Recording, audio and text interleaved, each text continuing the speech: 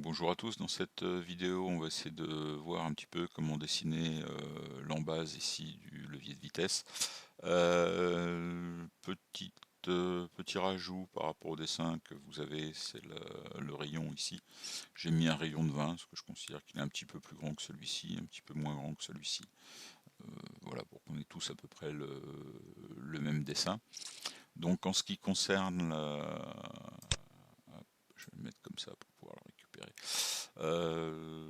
Le dessin, je ne vais pas faire le dessin complet, bon, le dessin il est fait. Je vais simplement vous décrire un petit peu les différentes fonctions que j'ai utilisées dans l'arbre et je vais vous montrer ces fonctions. Donc, je vais commencer ici par définir cette première esquisse qui était mise en place. Donc la première esquisse, c'est globalement cette ligne-là, donc la ligne que j'ai ici. Et j'ai défini mon origine ici, donc sur cet axe-là et sur ce plan. Donc l'origine pour moi est ici. Donc j'ai une cote de 20, j'ai un rayon de 800, on va retrouver ça ici. Donc j'ai la cote de 20 ici, j'ai le rayon de 800 qui est ici, j'ai un rayon de 160, j'ai par rapport au centre du rayon de 800 85 mm, par rapport au centre du rayon de 160 j'ai 60 mm, j'ai ce point là qui est tangent avec l'origine et j'ai un rayon de raccordement entre les deux ici de 180. Vous pouvez remarquer que j'ai fait déborder les arcs de cercle ici, je les ai fait déborder, voilà, je peux les prolonger un petit peu, ce sera utile pour la partie combinaison. Voilà. Donc, ensuite la deuxième esquisse. La deuxième esquisse, c'est l'esquisse en vue de dessus. Donc cette fois-ci, si je reviens là-dessus, c'est cette ligne-là. Avec ici une une petite portion droite verticale ici à 60 mm de mon origine, puisque l'origine va être ici. Ici un rayon de 800, avec l'axe du rayon de 800 qui est sur l'axe là. Ici un rayon de 600 et un rayon de raccordement à 18. Donc c'est ce que j'ai ici. Donc c'est ce qu'on va retrouver ici, les 60, les 85, le rayon de 800, le rayon de 20, le rayon de 18 et le rayon de 600 ici. Donc à partir de ces deux esquisses, j'ai utilisé une fonction ici qui est la fonction combinaison qu'on va retrouver en dessous ici de la projection. Donc c'est cette fonction-là, combine, donc qui va me faire une combinaison en réalité de ces deux lignes. Alors comment on fait ça? Tout simplement en faisant une extrusion de cette ligne-là perpendiculaire au plan d'esquisse, en faisant une extrusion de cette ligne-là perpendiculaire au plan d'esquisse. Donc on obtient deux surfaces et l'intersection de ces deux surfaces, ça va être cette ligne-là. D'accord. Alors pour obtenir ça, j'ai été obligé de prolonger effectivement les arcs de cercle ici un petit peu plus loin, parce que sinon, comme ici, je pars avec un arc de cercle à ce niveau-là. Ici, je pars avec un arc de cercle, donc par rapport à la perpendiculaire, je suis un peu sorti. Donc voilà.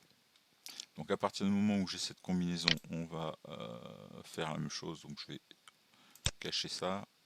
Ça, j'en ai plus besoin. Je vais cacher ça. Je vais garder pour l'instant ceci. Ensuite, j'ai créé une autre esquisse en vue de dessus qui correspondait à cette ligne là. Donc la ligne en pointillé ici. Qui correspond au point qu'on a ici sur la vue de dessus en coupe. Donc la ligne en pointillé qui est là, qui est cotée, etc. Donc ça, il n'y a pas trop de problème. Même chose, si je regarde ici, voilà, j'ai les 5 mm, j'ai le rayon de 25, j'ai la cote de 40, je retrouve la cote de 70, un rayon de 240, un rayon de 280 et un rayon de raccordement de 14. Donc ceci étant fait, j'ai défini également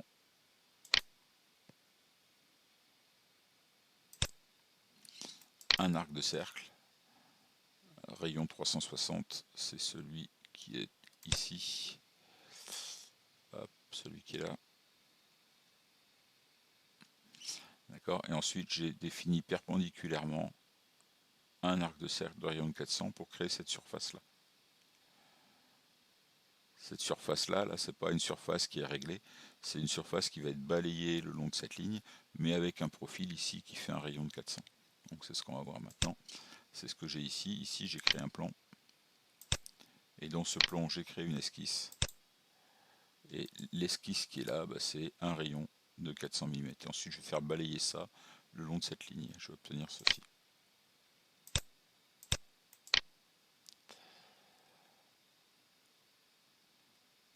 D'accord. Donc cette surface étant obtenue, je vais pouvoir cacher ce qui m'a servi à obtenir ça, c'est-à-dire ça, ça et ça.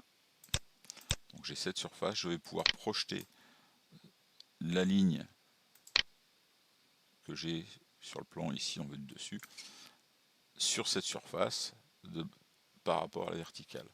Donc c'est la projection que j'ai là. D'accord, donc là si je vous regardez, j'ai bien fait une projection de l'esquisse qui est ici, donc de celle-ci, sur le support de balayage et par rapport à l'axe vertical. Ok, donc si vous regardez, mais maintenant si jamais je m'arrange pour superposer ces éléments, vous voyez que si je me mets en vue par rapport à l'axe vertical, j'ai bien quelque chose ici qui est bien projeté. Donc ça je vais pouvoir le cacher, j'en aurai plus besoin. Et donc maintenant ce que je vais faire, c'est que je vais découper le balayage par cette ligne là. Donc c'est la découpe qui est ici. Voilà, donc ça, cette surface verte, ça représente la grande surface qui est là. Pour l'instant, c'est ce qui restera sur la pièce finale. Donc ensuite, ceci étant fait, je vais pouvoir cacher ça, parce que ça, j'en ai plus besoin. J'ai défini ici deux esquisses. Une première esquisse qui était ici un rayon de 100 mm, qui était coïncident ici avec la courbe combinée et ce point-là, qui correspond au rayon de 100 que j'ai ici. Non, pas celui-ci, pardon. Celui-ci. D'accord. Et je vais dessiner celui qui est de l'autre côté, qui est le rayon de 100 que j'ai ici.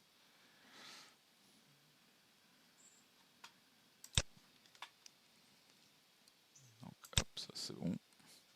Et je vais faire la même chose ici. Donc maintenant j'ai défini le deuxième.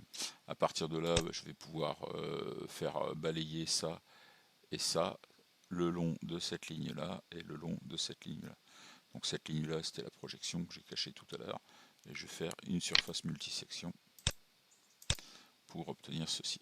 Donc si vous regardez, la surface multisection, c'est bien ici les deux esquisses. Donc celle-ci et celle-ci qui sont orientées dans le même sens. Et les deux guides, la combinaison et la projection. Voilà, ceci étant fait, maintenant je vais pouvoir assembler ces surfaces. Donc les deux surfaces étant assemblées, je vais pouvoir cacher ceci.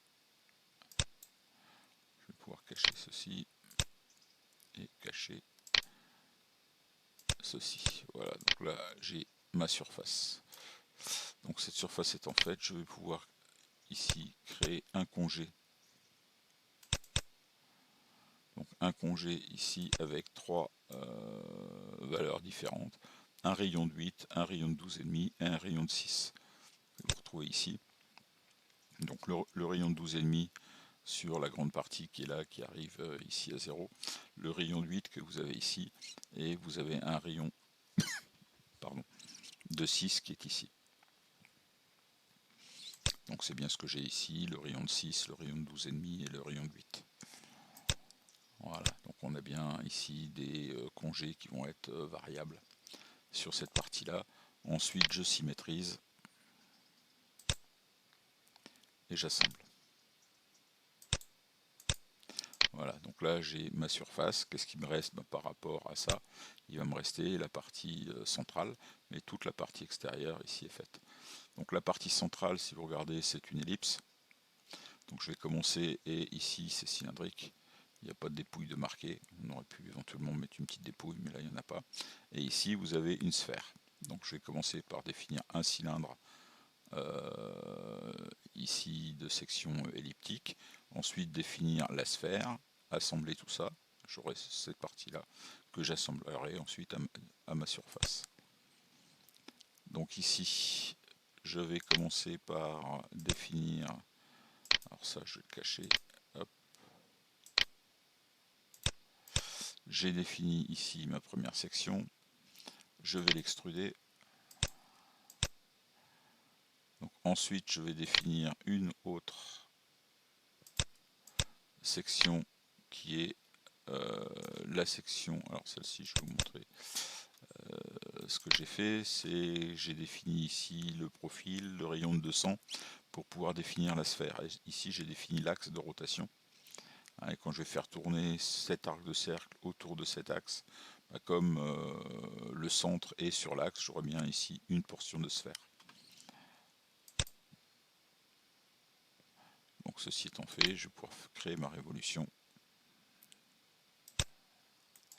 Donc j'ai créé ici une petite portion de calotte sphérique. Et ensuite je vais pouvoir faire un découpage assemblé de cette partie-là et de cette partie-là. Donc c'est ce que j'ai ici, la relimitation ou découpage assemblé, voilà, qui va me donner ceci. Donc ensuite ça, je vais pouvoir le cacher, et ça, je vais pouvoir le cacher. Ceci étant fait, ben ici je vais pouvoir faire un petit congé d'arête de 4 mm. Hop, voilà. Et donc si jamais je réaffiche, non c'est pas ça que je voulais faire, c'était l'afficher, mais le congé d'arête, définir l'objet de travail, voilà ce que j'ai. Donc j'ai bien ici la partie qui est définie avec ici une partie de sphère et puis ici mon cylindre à section elliptique. Et maintenant je vais pouvoir faire un assemblage de cette partie là avec celle-ci. Donc c'est ce que j'ai ici, la relimitation. Voilà. Donc vous voyez que maintenant j'ai une seule surface avec une arête ici. Et sur cette arête, je vais pouvoir définir un congé d'arête. Là encore, le congé d'arête, il est à la section variable. Je vais avoir ici un rayon de 3 mm et ici un rayon de 5 mm, conformément à ce que j'ai sur le dessin, puisqu'ici j'ai du 3 et ici j'ai du 5.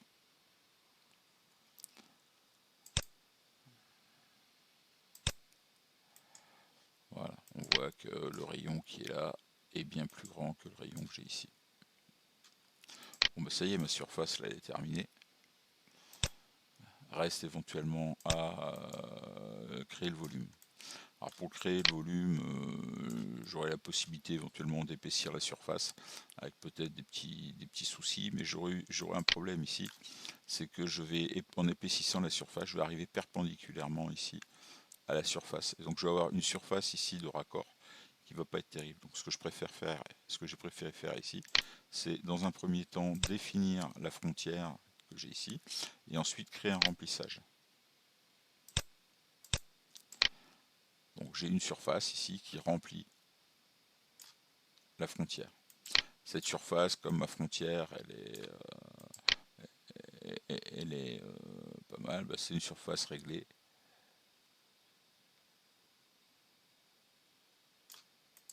Hop, elle n'est pas tout à fait d'ailleurs.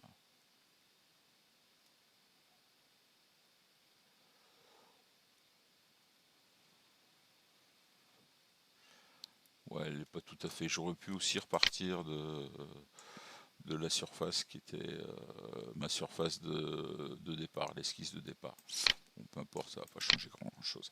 Donc j'ai ceci, ça je vais l'assembler pour obtenir une seule surface qui représente tout. Donc il va représenter ça, voilà, une surface qui est fermée. Donc hop, ça je vais cacher la frontière. Donc là j'ai une surface qui est fermée. Et donc cette surface fermée, en réalité, je vais pouvoir la remplir. C'est-à-dire je vais ici passer dans Part Design. Et dans Part Design, j'ai les outils ici de surface. Dans les outils de surface, je peux épaissir une surface, mais aussi je peux remplir une surface fermée.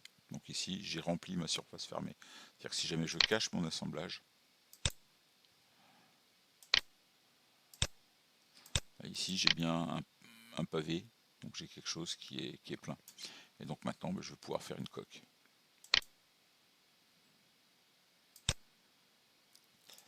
Voilà, donc si jamais je vais sur la partie coque, c'est la surface que je vais creuser et je vais garder une épaisseur, comme marqué sur le dessin, de 2 mm.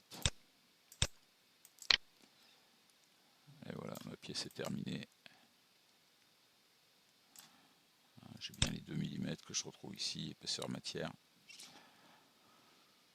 Donc voilà en ce qui concerne le dessin de cette pièce, donc en surfacique et terminée ici en volumique. Donc cette explication devrait vous permettre de dessiner la pièce telle que demandée. Voilà, à bientôt pour d'autres vidéos sur Katia.